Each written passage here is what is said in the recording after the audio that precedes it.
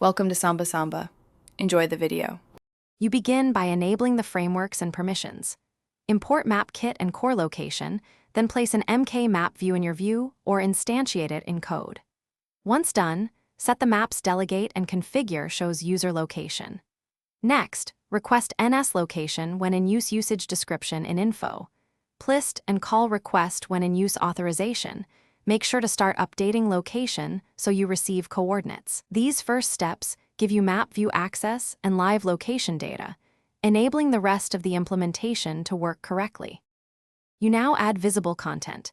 Create MK point annotation instances or custom MK annotation classes for each location and add them to the map.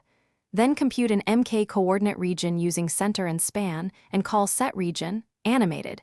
To focus the map, this ensures your points are visible.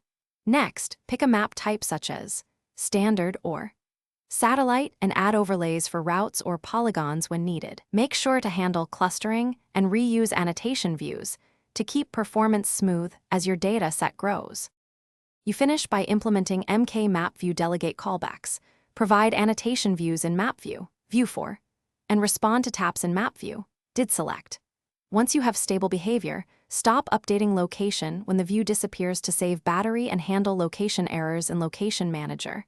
Did fail with error.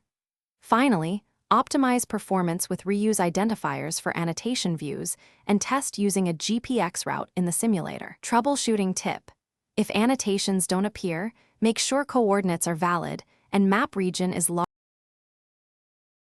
Thanks for watching. Consider subscribing if we helped you.